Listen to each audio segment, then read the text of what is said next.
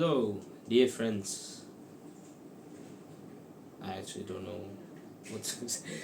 Okay. Hello, dear viewers, my friends, and my subscribers. No, my fans. Today, I got a book from my father, which is this: How to Talk to Anyone 92 Little Tricks for Big Success in Relationships. So, the reason my father got me this book is because I personally, in real life, I have like trouble when talking to people. So it's like most of the time I don't know what to say, and I have anxiety of talking to people. What if I said something wrong? What if they hate me? What if all the bad things?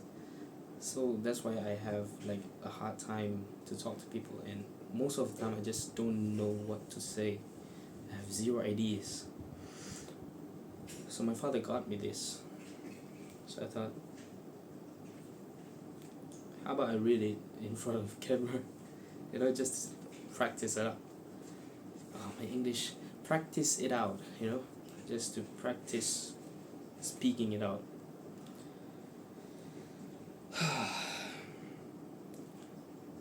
By Lil Loundis. Right, here we go. The introduction. I don't know if you can see it. The introduction. How to get anything you want from anybody, in the bracket, well, at least have the best crack at it. Alright, here we go.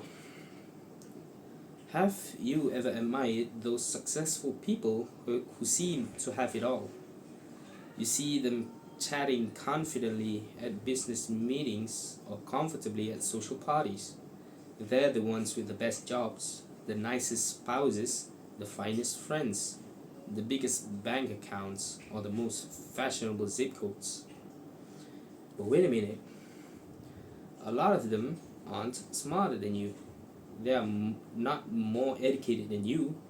They're not even better looking, I'm sure. So what is it in the bracket? Some people suspect they inherited it, others say they married it or were just plain lucky. Tell them to think again. And what it boils down to is their more skillful way of dealing with fellow human beings. You see, nobody gets to the top alone. Over the years, people who seem to have it all have captured the hearts and conquered the minds of hundreds of others who helped boost them, rung by rung, to the top of whatever corporate or social ladder they chose. Wannabes, wandering around at the foot of the ladder, often gaze up and grouse that the big boys and the big girls at the top are snobs. When big players don't give them their friendship, love, or business, they call them cliquish. I don't know what that means. Cliquish. Cliquish. Or accuse them of belonging to an old boy network.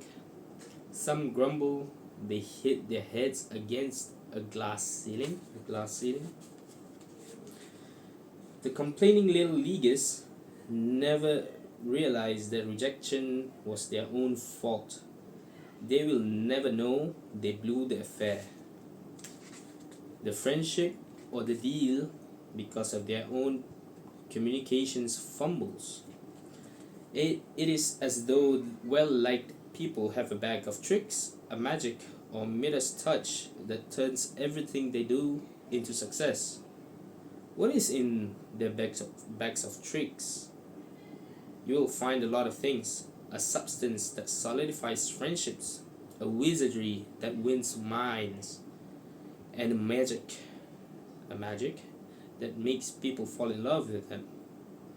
They also possess a quality that makes bosses hire and then promote, a characteristic that keeps clients coming back, and an asset that makes customers buy from them and not the competition.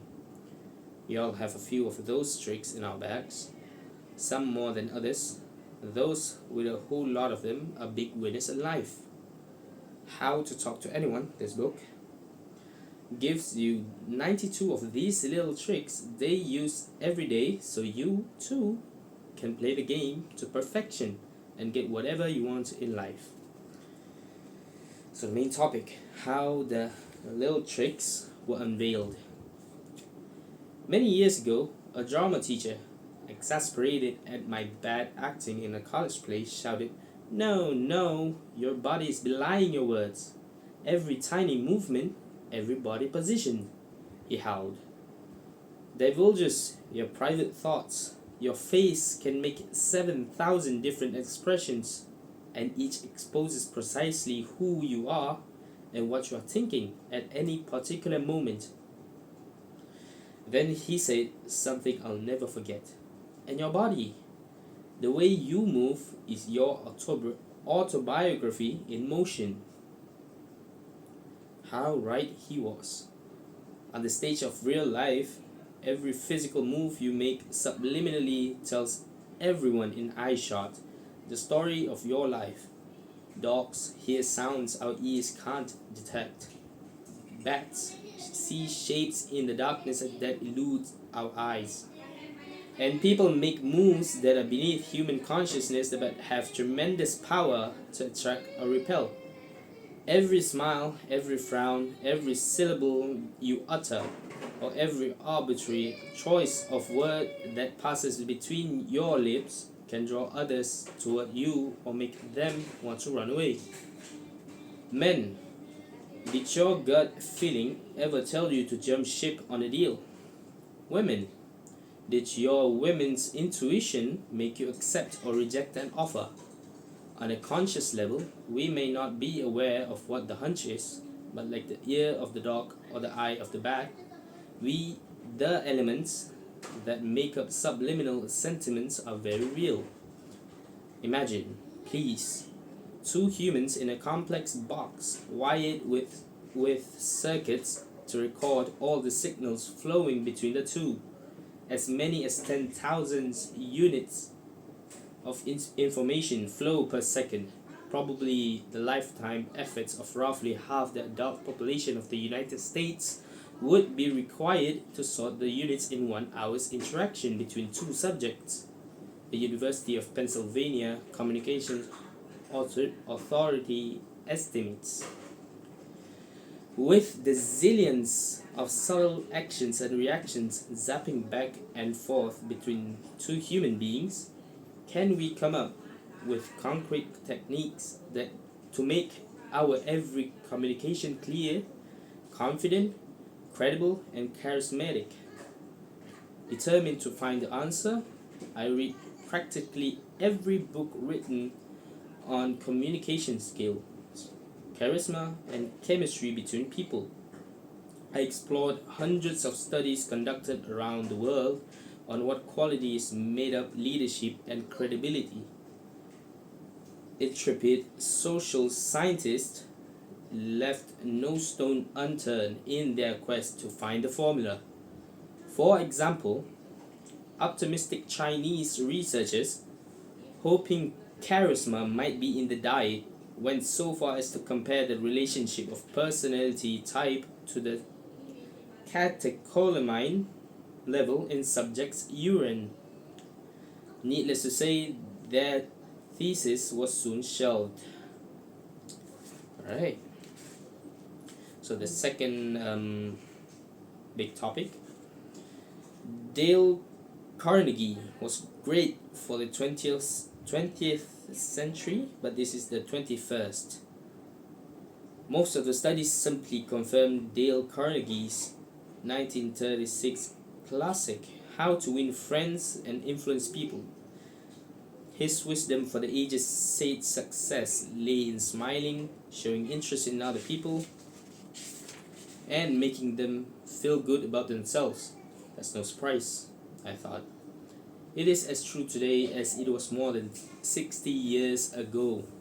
So if Dale Carnegie and hundreds of others since offered the same astute advice, why do we need another book telling us how to win friends and influence people? Two mammoth reasons. Reason number one, suppose a sage told you, when in China, speak Chinese, but gave you no language lessons. Dale Carnegie and many communication experts are like that sage. They tell us what to do, but not how to do it. In today's sophisticated world, it is not enough to say smile or give sincere compliments. Cynical business people today see more subtleties in your smile, more complexities in your compliment. Accomplished or attractive people are surrounded by smiling sycophants. I don't know what that means. Sycophants, feigning interest and fawning all over them. Prospects are tired of salespeople who say, "This suit looks great on you," when their fingers are caressing cash register's key. Women are wary of suitors who say, "You are beautiful," when the bedroom door is in view. Reason number two, the world is a very different place than it was in 1936. That's true. It's 2024. And we need a new formula for success. To find it, I observed the superstars of today. I explored techniques used by top salespeople to close the sale,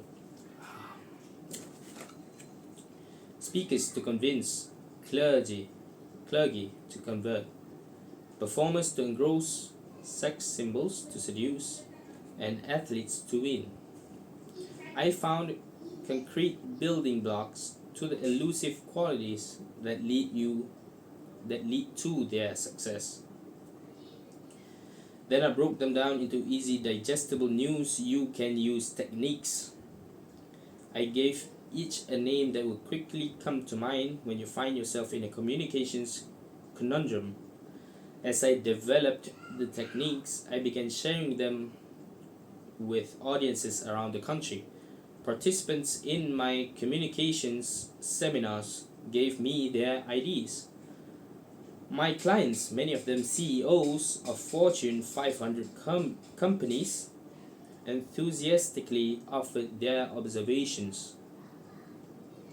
When I was in the presence of the most successful and beloved leaders, I analyzed their body language and their facial expressions. I listened carefully to their casual conversations, their timing, and their choice of words. I watched as they dealt with their families, friends, associates, and adversaries. Every time I detected a little nip of magic in their communicating, I asked them to pluck it out with tweezers and expose it to the bright light of consciousness. We analyzed it together, and I then turned it into an easy-to-do little trick others could duplicate and profit from. My findings and the strokes of some of those very effective folks are in this book. Some are subtle, some are surprising, but all are achievable. When you master them, everyone from new acquaintances to family, friends, and business associates will happily open their hearts, homes, companies, and even wallets to give you whatever they can. As a bonus, as you sail through life with your new communication skills, you will look back and see some very happy givers smiling in your wake. Okay, so that is an interesting introduction. My throat is dry.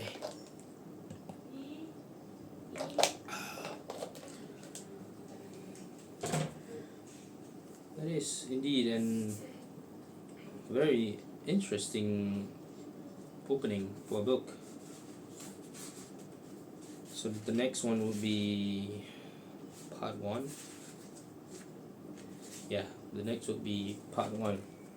I don't think I will make it in this video as well because it's gonna be long. time, I think I'm gonna split them apart into a few videos. Yeah, thank you guys for watching. I hope you enjoy this video. Don't forget to click the like button and subscribe for the next one. I guess see you.